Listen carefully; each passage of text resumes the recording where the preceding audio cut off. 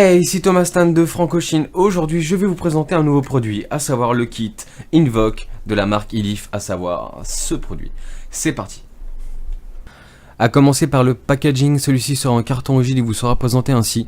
Sur la devanture, vous allez retrouver la marque du produit Elif, le nom du kit Invoke, un schéma de ce dernier, un logo qui vous indiquera que ce produit sera upgradable au niveau du firmware, donc il y aura des mises à jour à faire.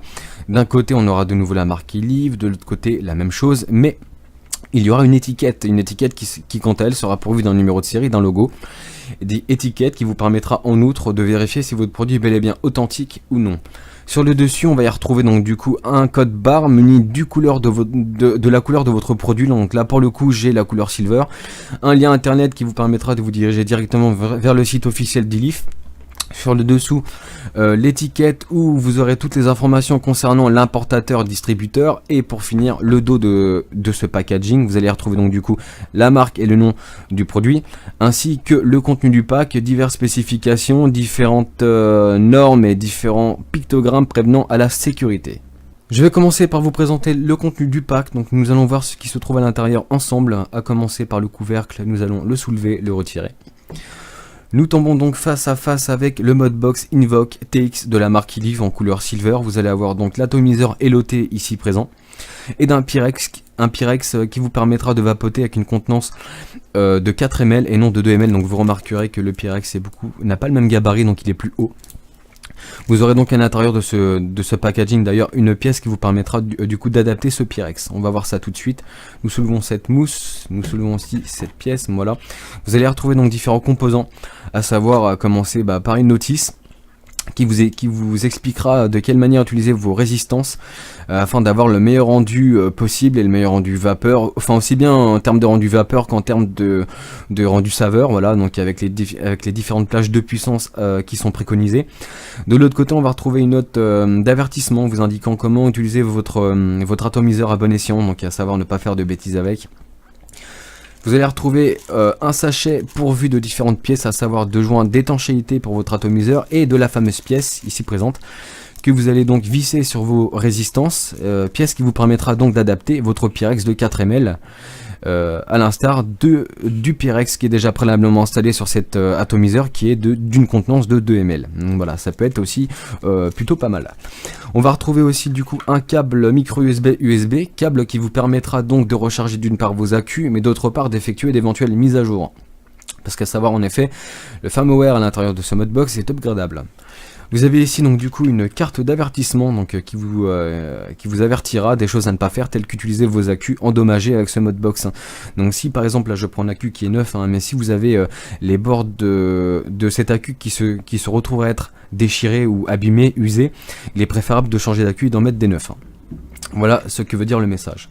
Vous allez retrouver à l'intérieur une résistance de rechange, donc à savoir une résistance de type HW4, donc 4 cylindres, quadre cylinder, c'est indiqué, d'une valeur de 0,3 ohms, vous permettant ainsi de vapoter entre 40 et 110 watts. Voilà. Avec ceci, nous allons retrouver deux manuels d'utilisation, donc il y en aura un, il sera en format dépliant tel que celui-ci. Voilà. Et il y en aura un deuxième qui sera en format carnet. Donc deux manuels d'utilisation qui sont pour le coup extrêmement complets et qui seront traduits en 11 langues. Donc vous aurez donc de l'anglais, du français, de l'allemand, de l'espagnol, du russe, de l'italien, du grec, du polonais, du danois, du néerlandais. Et pour finir, du japonais. Alors là pour le coup il y en a pour le moins pour tout le monde quasiment, hein, c'est le cas de dire, c'est vraiment pas mal. Je vais maintenant vous présenter le Modbox ici présent, à savoir le mode Invoke TX de la marque Elif. C'est parti. Voici donc le Modbox Invoke TX 200W de chez Elif. Alors là côté design, on va se retrouver face à un modèle relativement classique et épuré. La box est rectangulaire au bord arrondi, donc elle est relativement ergonomique, c'est assez agréable à avoir en main. Le bouton Fire ici présent, comme vous pouvez le voir, il est bien accessible, donc il n'y a pas de souci. Ce Modbox sera pourvu d'un écran OLED d'une taille d'1,3 pouces, de deux boutons de navigation moins et plus, d'un port micro USB donc à utiliser avec un câble micro USB afin de recharger d'une part vos accus et d'autre part d'effectuer d'éventuelles mises à jour. Donc comme vu à l'instant sur le côté droit on va avoir le bouton Fire. De l'autre côté, rien de particulier à dire. Sur l'autre façade de même, si ce n'est que en imprimé sur la matière, vous aurez donc la marque du produit ainsi que le nom de celui-ci, donc Ilif et Invoke. Sur le dessus, un pin 510 en laiton monté sur ressort afin que tous vos atomiseurs soient flush avec la connectique. Et sur le dessous, l'emplacement où vous allez mettre vos accus. Donc tout d'abord vous avez la trappe ici présente, hein, vous voyez. Sur la trappe vous aurez donc les normes CE ainsi qu'un pictogramme vous indiquant des choses à ne pas faire telles que jeter votre produit à la poubelle. Sur cette trappe est aussi pourvue de trous d'aération, de dégazage, donc c'est pour la sécurité, c'est pour les accus. Donc à savoir oui, que ce modebox fonctionnera avec deux accus de type 18650. Sous la trappe vous y retrouverez les compartiments 1 et 2, donc compartiments qui viendront s'afficher aussi sur l'écran ici présent. Et le sens des polarités. Au niveau de la finition de ce modèle, donc à savoir que ce modebox a été conçu totalement en acier inoxydable. Au niveau de ses dimensions, elle mesurera 77 mm de haut, 45 mm de large et 27 mm d'épaisseur pour un poids de 77 grammes. Je vais maintenant vous présenter les fonctionnalités de ce modebox. C'est parti. Voici donc à quoi va ressembler le modebox Invoke TX de la marque Ilif avec l'écran d'affichage allumé. Donc vous serez en mesure de pouvoir éteindre ou d'allumer votre modebox via 5 pressions consécutives sur le bouton Fire. Démonstration 1, 2, 3, 4, 5. Celle-ci s'éteint. De nouveau, on recommence la même procédure. 1, 2, 3, 4, 5. Celle-ci se rallume instantanément. Vous avez les deux boutons de navigation moins et plus situés en bas. Là, vous êtes en mesure de pouvoir verrouiller ou de déverrouiller ce modebox en émettant donc une pression de manière synchro sur ces deux boutons. Démonstration 1, 2, 3, 4, voilà, il faut compter 3-4 secondes. Le message Kellogg s'affiche sur l'écran, autrement dit, le modebox est verrouillé, vous ne pouvez plus rien faire, ni paramétrer, ni modifier vos réglages, c'est un mode de sécurité, voilà. Pour déverrouiller ce modebox, on réitère la même procédure, c'est de nouveau une pression de manière synchro sur le bouton moins et le bouton plus, c'est parti, voilà, ça va afficher qui est Unlock, comme ceci. De nouveau, vous avez récupéré les rênes de votre modebox, vous êtes en mesure de pouvoir revapoter, de pouvoir réeffectuer divers réglages ou de toucher à vos paramètres. Voilà. On va maintenant parler de l'écran, comment celui-ci est agencé. Là, on voit que je suis en mode power, c'est affiché tel quel, un power. À droite, vous avez le W pour les watts, donc la puissance délivrée en watts. Là, je suis à 220 watts. La ligne en bas concernera la valeur de vos résistances. Ici, vous avez la tension de sortie en volts. Ici, l'ampérage, donc en ampères. Deux indicateurs de charge, donc avec qui seront chiffrés 1 et 2. Cela fera automatiquement référence au compartiment 1 et compartiment 2 qu'on a vu au début de la vidéo. Information indiquée sous la trappe. Je vais maintenant vous montrer comment accéder au menu et vous présenter les diverses caractéristiques du produit. Donc là, 1, 2, 3, donc c'est pas compliqué, vous allez effectuer 3 pressions de manière consécutive sur le bouton Fire. 1, 2, 3 démonstration, voilà, le menu apparaît. Vous allez avoir les différents types de modes, les différents paramètres, les infos concernant votre modebox, donc concernant les mises à jour, l'upgrade et compagnie. Et la touche Exit qui vous permettra du coup de retourner vers l'interface de votre modebox. Vous remarquerez là, dans tous les cas, qu'après quelques secondes d'inactivité, votre modebox s'éteint, enfin se met en stand-by. Et du coup, de nouveau, quand vous allez réappuyer sur le bouton Fire, vous allez retourner vers l'interface. Voilà. Donc on va retourner dans le mode menu. Donc le bouton Fire qui s'avérera de bouton Action, il faudra appuyer une seule fois afin de pouvoir accéder au menu. Donc la démonstration, voilà. Vous aurez donc les différents types de modes, voltage variable, température contrôle, TCR et USB de charging. On va commencer par le premier, donc voltage variable. Mode dans lequel nous sommes déjà, donc dans laquelle j'ai déjà présenté l'écran. Donc le mode voltage variable, la puissance sera délivrée donc en watts, la plage de puissance se situera entre 1 et 220 watts, voilà. Concernant les résistances détectées, donc la plage de résistance en mode voltage variable, la valeur de vos résistances devront se situer entre 0,1 à 3,5 ohms, donc vous avez une bonne marge, voilà. On va maintenant passer au mode de température contrôle. Donc le mode TC qui vous proposera donc du coup 3 différents modes, à savoir le mode NI, le mode TI, le mode SS. Donc le mode NI pour les résistances dites en nickel, le mode TI pour les résistances en titane et le mode SS pour les résistances en acier inoxydable. À savoir que là, la puissance délivrée ne sera pas en watts, ce sera du température contrôle, donc ce sera en température, naturellement, donc à savoir en degrés Fahrenheit ou en degrés Celsius. On va prendre au pif l'un des trois, puisqu'au final les plages de température sont les mêmes. Donc on va prendre le mode NI pour les résistances en nickel, donc là on voit que je suis en degrés Celsius. Donc la plage de température pour le degré Celsius se situe entre 100 et 315 degrés Celsius, et la plage de température concernant le degré Fahrenheit se situe entre 200 et 600 degrés Fahrenheit. Donc vous remarquerez que vous serez en mesure de pouvoir passer de degré Celsius à degré Fahrenheit via une pression simple sur le bouton plus ou le bouton moins, à condition d'avoir atteint le maximum de la température ici présente au niveau des données. Vous voyez, donc là je suis à 315, donc je peux pas aller plus haut. Je fais bouton plus et je tombe sur degré Fahrenheit. On remonte jusqu'à 600 degrés Fahrenheit. De nouveau bouton plus, on repasse en degrés Celsius. Et de nouveau, bien sûr, l'inverse fonctionne aussi, hein, donc vous pouvez revenir en arrière avec le bouton moins, ça marche aussi. Donc voilà. Donc là les données auront changé quelque peu, donc comme indiqué plus tôt, là on sera en degrés Celsius, donc là on a le mode température ENI, la valeur de vos résistances, là on aura du coup les données concernant le mode power, donc puisque j'étais déjà préalablement à 220 watts, la donnée est restée enregistrée telle quelle. Donc là on va voir le mode ampère, on va voir on va voir l'ampérage donc en ampères et les deux indicateurs de charge. Voilà. On revient en arrière, on va retrouver dans les modes du coup le mode TCR. Donc le mode TCR qui vous proposera quant à lui différentes plages de mémorisation, donc à savoir des plages de mémorisation allant de M1, M2 à M3.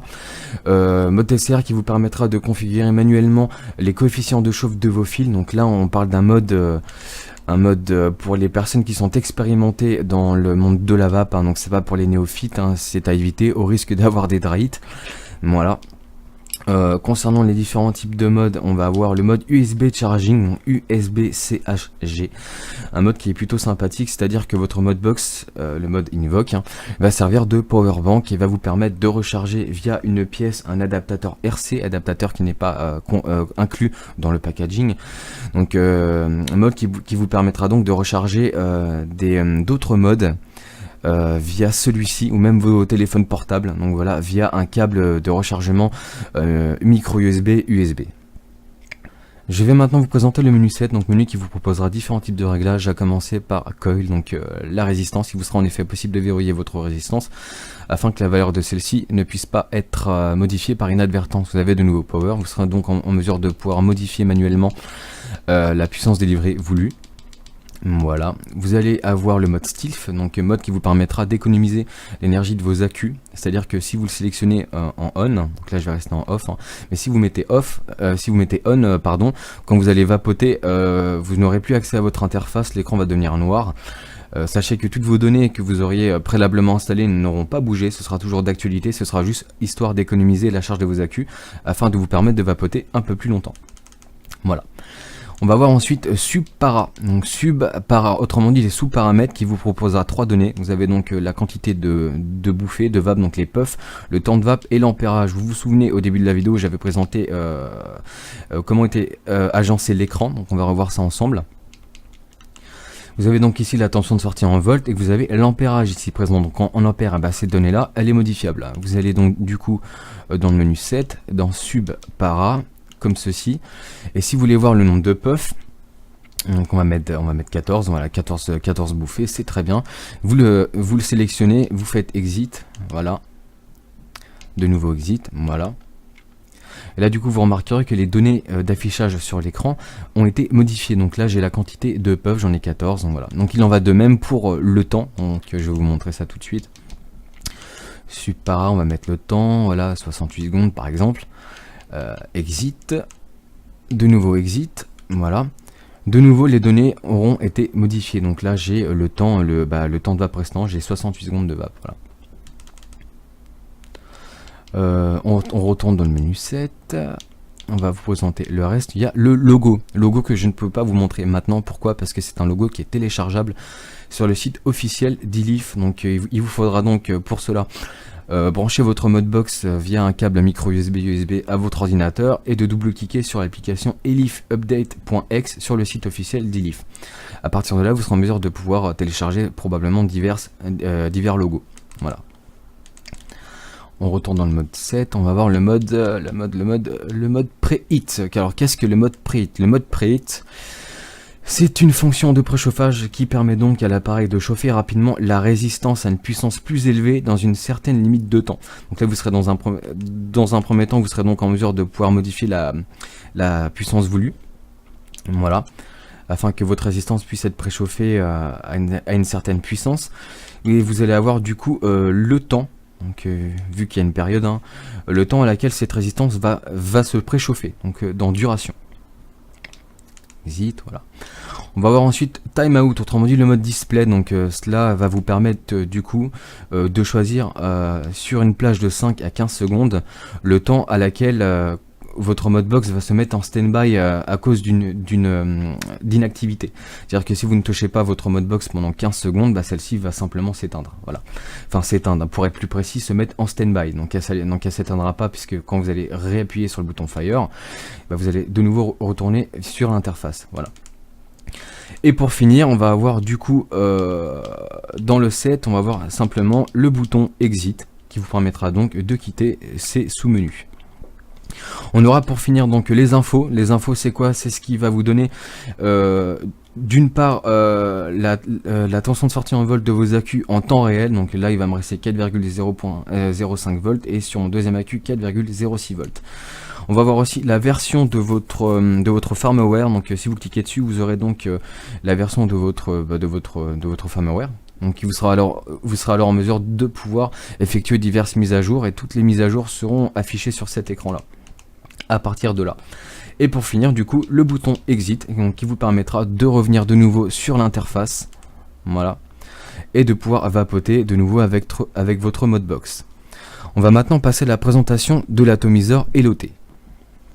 Alors concernant l'atomiseur Elote, celui-ci a entièrement été conçu en acier inoxydable. Son réservoir en Pyrex qui dispose d'une contenance de 2 ml se remplit par le haut en retirant le top cap comme ceci. Vous avez deux entrées ici, voilà. Cet atomiseur fonctionnera donc avec 4 types de résistances différentes, à savoir HW1, HW2A, HW4. Donc HW1 en résistance en SS316L en 0.2 ohm, résistance en HW2 en 0.3 ohm dual coil, résistance en HW3 en 0.2 ohm et résistance en HW4 en 0.3 ohm. A savoir que préalablement installé dans cet atomiseur, vous avez une résistance HW3 de 0.2 ohm, donc vous permettant de vapoter ainsi entre 50 et 130 watts. Voilà. Au niveau de ses dimensions, celui-ci mesurera 46 mm de haut pour un diamètre de 25 avec un poids de 37 grammes. Donc il vous sera possible d'upgrader la contenance de votre atomiseur. On va voir ça dans la suite de la vidéo. Donc là on va voir tout d'abord comment celui-ci a été conçu. Donc tout d'abord vous avez un drip type 810. Donc là vous aurez donc du coup accès directement à votre résistance. Remplissage par le haut, on l'a dit. Donc vous aurez aussi un système, une bague d'airflow donc qui est amovible, donc comme ceci. Vous serez alors en mesure de pouvoir réguler votre type de vape. Si vous souhaitez avoir une vape plus aérienne, plus serrée, une vape plus froide, plus chaude, ce sera à votre convenance. Au niveau de la base, on va voir donc différentes informations telles que le nom du produit, donc Elote, les normes CE, un pictogramme prévenant la sécurité du genre ne pas jeter votre produit à la poubelle, et la marque du produit Ilif, voilà, avec une connectique 510. Avec ceci on va l'ouvrir, voilà, tout simplement, donc il s'ouvre très facilement. Donc voilà à quoi va ressembler la résistance. Donc petite précision, car je n'en suis pas sûr, donc je vais me permettre de la dire ici dans cette vidéo là. Vous remarquerez que les fils, donc le Cantal à l'intérieur, il est parallèle, comme qui dirait dédoublé. Donc selon moi c'est pas impossible qu'en fait ce ne soit pas un triple coil, hein, mais ce soit en fait un sextuple qui est 6 résistances en fait. Donc ça c'est une information à revoir, donc ça par contre je n'en suis pas certain, je préfère le dire à titre information, mais c'est vrai que voir des résistances dédoublées et en parallèle comme ça peut porter à confusion. Donc si jamais vous avez cette information avant moi, n'hésitez pas à m'en faire part sur ma vidéo en tant que commentaire. Je n'hésiterai pas à aller regarder et commenter votre commentaire et en vous remerciant. Voilà. Donc à savoir comment upgrader la contenance de votre atomiseur. Donc vous avez cet adaptateur, que vous allez visser sur la résistance, puisque celle-ci est munie d'un pas de vis, vous voyez. Donc comme ceci, tout simplement. Voilà.